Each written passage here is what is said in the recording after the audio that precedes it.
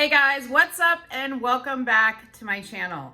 All right, so I have been doing these updates kind of sporadically between YouTube and Instagram, but today I want to give an update for YouTube because I have a lot of people that follow me on YouTube and not on Instagram, and I want to catch those that follow me here and not over there up on what has been going on with Richard. So for those of you who don't know the story of Richard, feel free to go to the link below in the description box and you can get the full detailed story just in case I leave anything out, because there is so much going on with this case and it is growing day by day that I don't want you guys to miss anything, but I want to make sure I keep everybody informed. So today I wanted to get on here first and foremost to say that things are looking really, really good for Richard. It feels like we've been on this journey for such a long time, but we really haven't. This all started with a Venmo challenge. And let me just say this.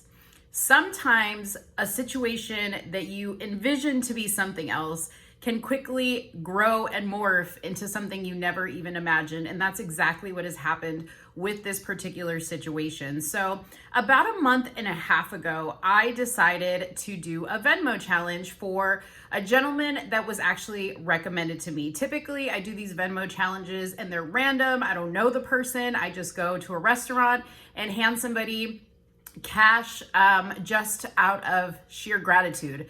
And in this particular situation, a friend of mine actually recommended somebody who he had been kind of observing when he would go to get his morning breakfast sandwich, and saw this elderly man who was working at a fast food place and felt really bad for him.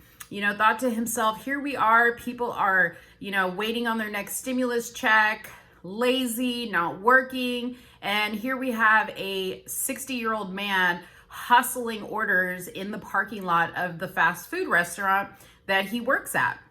So he suggested this gentleman to me, and I thought, sure, I'll do a Venmo challenge. And I put it out there into the universe, and it grew and grew and grew, so much so that we ended up raising almost $5,000 for Richard, which to date, it is the biggest Venmo challenge I've ever done.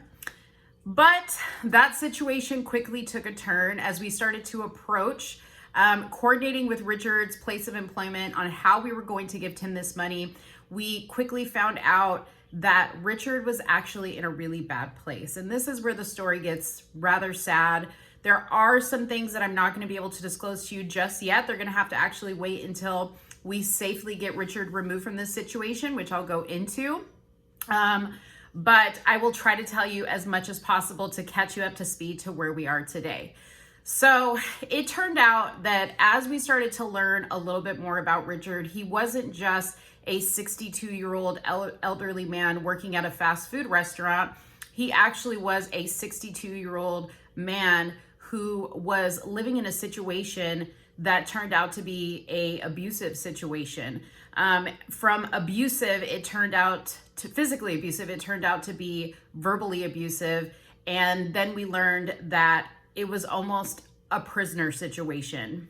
To not get too deep into it, Richard, to take you way back, like I said, he's 62 years old. He is adopted, and his two adopted parents, who are the only parents he's known his entire life, since he was very little, which is when they adopted him, passed away maybe back in 2013 or 14. Now, Richard did not get to spend much time with his parents because Richard had a situation in his life where he made a decision, and it wasn't necessarily the best decision, but it's something that happened in his life, and he ended up having to go to prison for this and served his time.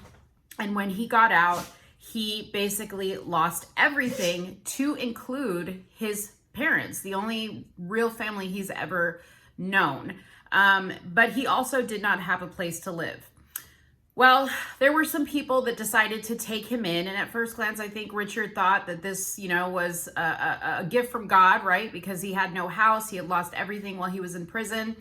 And these people took him in. But quickly the situation turned really, really bad. And they began to take his money from him. They began to abuse him physically and verbally. and they treat him really, really bad. He has no means of communication, no cell phone, no email, social media.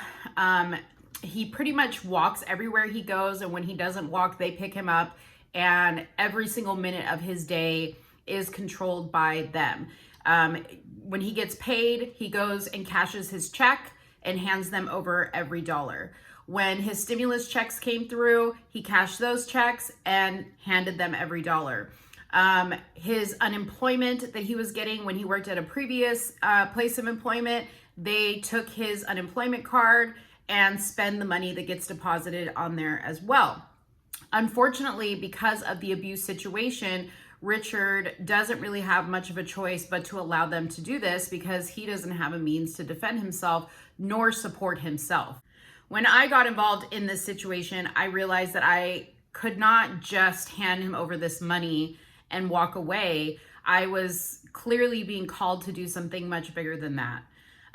So I got to know Richard, got his story, learned about him, learned about the situation he was in, even verified everything that he was telling me because, in this day and age, you can't be too sure that, you're not necessarily, getting a song and dance from people. So I did actually verify a lot of Richard's story and with my own eyes witnessed a lot of it, unfortunately. The plan was pretty clear in the beginning. We needed to get him out of that situation. How we were going to do that, I had no clue. But I had a huge team of people around me that reached out to me from Instagram to Facebook, from even YouTube, that offered me some guidance. I had social workers. I had people who knew people who could help me, with connections on housing and whatnot. And we did end up finding a place that Richard could move to if we were able to safely extract him from where he was at or where he is at now. Like I mentioned earlier, Richard really didn't have any family. However, in my multiple visits with him, asked him, is there anybody that you can think of that maybe we could reach out to? Because, family is always the best option rather than, reaching out to government entities or state resources, that don't really have a vested interest in a particular person. It's just their job to help, right? So Richard gave me the name of a cousin that he knew lived in Texas. And because Richard had a lot of shame around what was happening to him, being able to verbalize to his cousin that he needed help and he was in this bad situation was very, very difficult for him. So I offered to reach out to the cousin and see if he was willing to help. Well, lo and behold, the cousin was an extremely nice person. He quickly came down, met with Richard. It was a big reunion of sorts, and he is now helping me to help Richard. Now, we're on a time crunch here because this cousin is going to be leaving the country. He's actually retiring, but he wants to do everything he can to help Richard. So he is assisting me with a lot of the back end stuff so that I'm not doing this on my own. From getting Richard's social security card because he doesn't have that anymore, to getting Richard's birth certificate because he doesn't have that anymore and he needs that to get a social security card, to vetting the place that we found for him to live, to giving him rides if he needs them. I even, got some memorabilia from him that he brought down for Richard. And it was photographs of his parents that he hadn't seen in a really, really long time. I actually have them with me in my home because the situation that Richard's in doesn't allow him to bring these things home because it'll alert these people to the fact that he's obviously talking to family or outside sources, which they do not want for good reason. The other thing is, aside from what these people are doing to Richard, I have also found out that they have a criminal history that is not good and it is very concerning on top of everything else. So where we are at today is we are working on a very tight timeline to get Richard out of the home that he is sharing with a roommate who is part of the abuse and the neglect that Richard has been experiencing, and move him to this location that we have found where Richard can work on an animal rescue farm. They're going to be giving him a place to live. And, it's a great environment for him. Now, Richard wants to continue doing what he's currently doing for work, which he can do there, but he is going to need some transportation because the place that he wants to work at is not within walking distance. He's going to be kind of out in the country here in Texas. So, he's going to need some type of transportation. So I know that I have asked a lot of my followers and you guys have come through every single time, but I'm going to ask one more favor of you, and that is that we keep on donating to the Venmo for Richard. I'll list my Venmo, my Cash App, and my PayPal in the description box below. If you can't donate, please share and please pray that we can get the resources needed to purchase Richard a vehicle. Now, clearly, we're not going to be purchasing him a brand new vehicle or a fancy vehicle. We just need to get him some type of transportation, and we need to get money to be able to register that vehicle and insure that vehicle as well.